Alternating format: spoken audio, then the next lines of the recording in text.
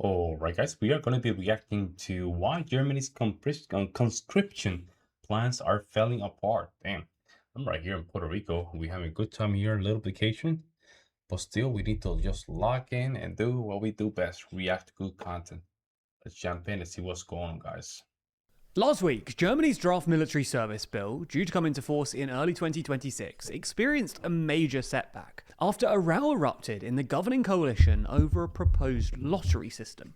This was a proposal to call up young men for compulsory military service if the voluntary scheme fails to recruit enough people, and was added to the bill just days before it was due to go to Parliament, as a compromise between the two governing coalition parties, the centre-right Christian Democratic Union, or CDU, and the centre-left Social Democratic Party, or SPD. Oh, bye-bye, guys. However, the SPD Defence Minister Boris Pistorius reportedly objected to the lottery provision at the last minute, over concerns that it would be seen as unfair, forcing the cancellation of a press conference and taking the bill back to a purely voluntary scheme.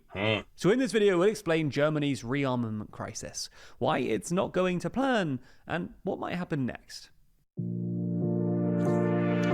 Episode, and always feel in the state of the German army, the Bundeswehr. In their coalition agreement, published in April, Germany's centre-right CDU and centre-left SPD parties pledged to create a new, attractive military service, initially based on voluntary participation, aiming to introduce flexible service and career models, as well as increasing the proportion of women and people with immigrant backgrounds in the army. This came largely in response to anxieties around the... Yeah, that's not gonna work. I'm sorry. That is not gonna work. This is not how. This is not gonna work. You want people that are built for this, right? You only want people that are driven for this, and doing stuff like that. We tried this in the United States and actually just failed badly. Like this, Conscription just went down the last 4 years because we were trying to be inclusive, so people felt less motivated to just go and serve their country. I'm sorry, but this is not the approach.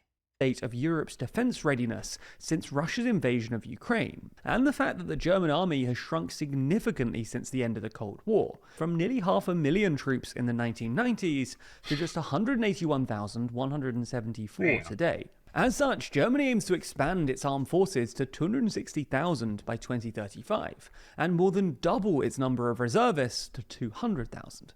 So, in May, in his first speech as Chancellor, Friedrich Merz set out his ambitions for Germany's rearmament, having already passed a constitutional amendment to exclude all military spending from Germany's constitutional spending limit, the debt brake, as well as creating a €500 billion special fund to invest in German infrastructure, including roads, bridges, and railways that will be needed to transfer tanks and troops to the Eastern Front if a war broke out with Russia. Merz also pledged to provide, quote, all the financial resources the Bundeswehr needs to become Europe's strongest conventional army. Then in August, the German cabinet passed its draft military service bill, the Defence Service Modernisation Act, which, as well as introducing voluntary military service, opened the door to compulsory enlistment if the voluntary scheme falls short of the required numbers. For context, like many European countries, Germany began phasing out conscription in the early 2000s and ended mandatory conscription in 2011. Originally, the proposed volunteer scheme involved sending out a questionnaire to 18-year-olds, which would be mandatory for men and optional for women, a cohort of whom would then be selected for at least 6 months of military training. However, several members of Merz's government were concerned the volunteer scheme didn't go far enough and would struggle to plug the Bundeswehr's personnel shortages. So they began pushing for another provision to be added to the bill, considering a return to conscription if the voluntary model fails. To this end, according to media reports, the CDU and SPD coalition parties had recently struck a compromise, agreeing to add a lottery provision to call up young men for compulsory military service if not enough volunteers signed up. Yeah, I think Thailand has that program as well. That's what I think, right? They have that program. Disarray after SPD Defence Minister Pistorius objected to the lottery provision, fearing that it would waste time and be seen as unfair by the public. While the lottery system isn't new in Europe, Denmark introduced a new lottery system in July that applies to both women and men. Pistorius was also reportedly frustrated with the decision to get rid of the mandatory military service questionnaire for all men turning 18, arguing that it would prevent the Bundeswehr from knowing who was available to serve in a crisis. Pistorius has also backed proposals for all eligible young men to undergo a medical from July 2027, so Germany has a clear picture of availability. This speaks to a wider political disagreement between the two parties in Merz's governing coalition over how to reach the ambitious figure of 260,000 Bundeswehr troops that the government is aiming for. While the centre-left SPD generally favours a purely voluntary model, several senior CDU figures, as well as the SPD's Pistorius, have been pushing for a legal pathway towards compulsory service. But some SPD members were reportedly concerned about whether the random lottery proposal was even constitutional. In its current form, the bill now being debated in Parliament doesn't contain the lottery element, although the CDU reportedly still stands by it. Now, this makes it more likely to pass, although the Greens and left-wing Die Linke parties have criticised the bill's lack of transparency, with Die Linke arguing that it carries the appearance of voluntarism when it is actually paving the way for a return to conscription.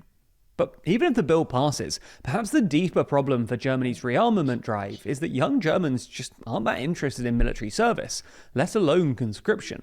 An October 2025 Forza study for the Stern... So that's the reason right there. Why is that the reason? We always talk about, they don't want to do this. But what's the reason that they don't want to just go in conscription? I'm sorry, if it is not appealing, where there's things that we already know that works when it comes down to male psyche, when it comes down to conscription. It's not that hard to figure out what works and what doesn't. Like, just show some ads of people just then climbing stuff, flying, destroying. You have to show some of those weird ads, man. But saying that you want to be diverse and stuff like that, that doesn't motivate anybody.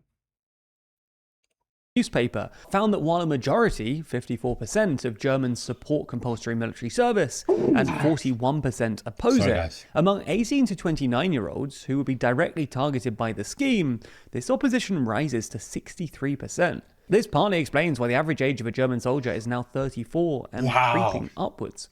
Young people in tech-critical occupations like IT, engineering, and aviation also tend to look for better-paying private sector jobs rather than joining the army. Similarly, the experience of serving in the military often doesn't match with the expectations of younger recruits, leading to a high turnover and a struggle to retain members. In 2023, over 25% of new recruits quit during the initial 6-month trial period. And while 2024 saw a record number of applications, up 18% from the previous year, nearly 3,000 soldiers still left the force, a steep jump from the 200 who left in 2021. This is why in the past few years the government has introduced a number of reforms aimed at making it easier for volunteers to become professional fixed-term soldiers, increasing pension benefits, including for reservists, and increasing pay for military service, plus free accommodation, rail travel, and medical care. Ultimately, there's also a looming question around whether this is even a good strategy for Germany at all. Some experts have suggested that Germany might be better off contributing to a European continental army than trying to rebuild a large national force on its own. In fact, according to a recent survey by Le Grand Continent, 69% of Germans support a European army over national defense. That is such a big mistake. That is such a big mistake. That is such a big mistake. It's like saying in the United States, just get rid of the National Guard. Like, you cannot do that, man. And that's where we are right now. That's what we are. That's why Europe is in the place that they are. Because they're relying on a little bit of here, a little bit of there, instead of just each state or each country getting better and stronger. Like, at this point, I'm sorry, at this point, Germany needs to take the conscription very seriously. While a European army would face significant political, legal, and operational hurdles, it could arguably be cheaper in terms of procurement, more integrated, and more efficient than separate national military build-ups. Before you go, we've just announced our new coffee table book, Assembly Required. Let me see. Let me just call your... It's a sponsor, right? All this, yeah. Well, I mean, this is not a bad idea. That's a very bad idea. You have to make sure that Germany has a strong military. Otherwise, Otherwise, Russia can see a lot of that weakness. And all the countries will get mad. I can see Poland getting mad. Poland might get mad. The UK cannot protect Europe alone. I mean, in France or Spain, they cannot protect their country alone. They don't have the population. Technology is okay. Like, no, Germany should take the conscription and the draft very seriously. And do not do the hiring. Don't try to be too inclusive, because what that happens is you're gonna start getting people that are not there for the right reasons. You need to have people that are warrior mindset. Let me know what you guys think. I would love to hear you guys' opinions. I will see you next one. I'm out.